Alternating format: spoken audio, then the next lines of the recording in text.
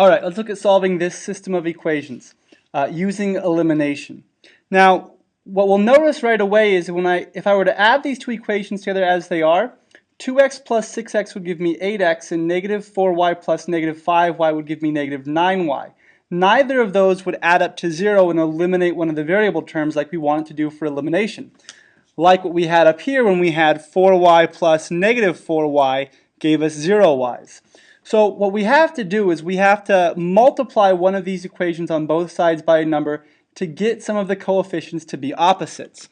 Looking at the coefficients I have, I just have to kind of look at them and say, okay, well, is there anything I can multiply to get these things to be opposites?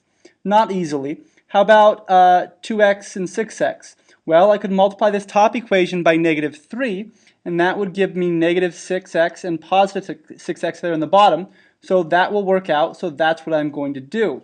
So I'll take that top equation, and I'll take 2x minus 4y, and I'll multiply both sides by negative 3 is equal to negative 18.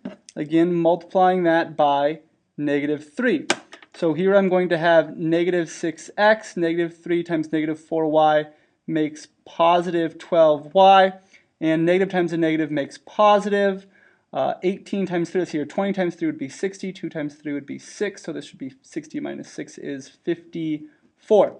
So now if I look at this equation, which is equivalent to that first equation, I can line it up with 6x minus 5y is equal to negative 5, and I can go ahead and add the left hand and the right hand sides together.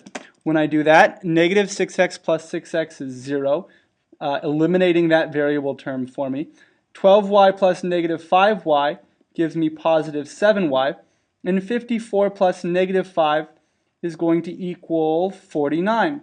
So now I can solve for my y. It's worth pointing out that at this point from here forward, this problem is just like the other elimination problems we did. So we've got 7y is equal to 49. We can divide both sides by 7.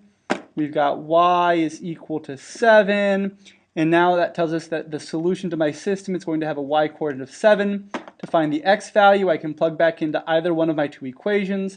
So I could have 2x minus 4 times 7, we should make our work clear, is equal to negative 18.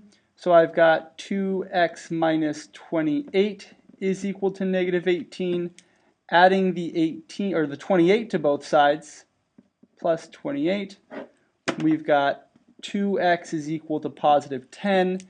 Dividing both sides by 2, we've got x is equal to 5. So we believe that our solution is the point 5, 7. We can do a quick check though. 2 times 5 is 10. Negative 4 times 7 is negative 28. 10 minus 28 would be negative 18. 6 times 5 is 30. Negative 5 times 7 is negative 35. 30 and negative 35 combined would make negative 5. Yay! I want you to take a quick moment to look at how I've organized this work. You see this? What we call this is well organized. This is pretty much what your work should look like. If your work looks sloppier than this, you should change that.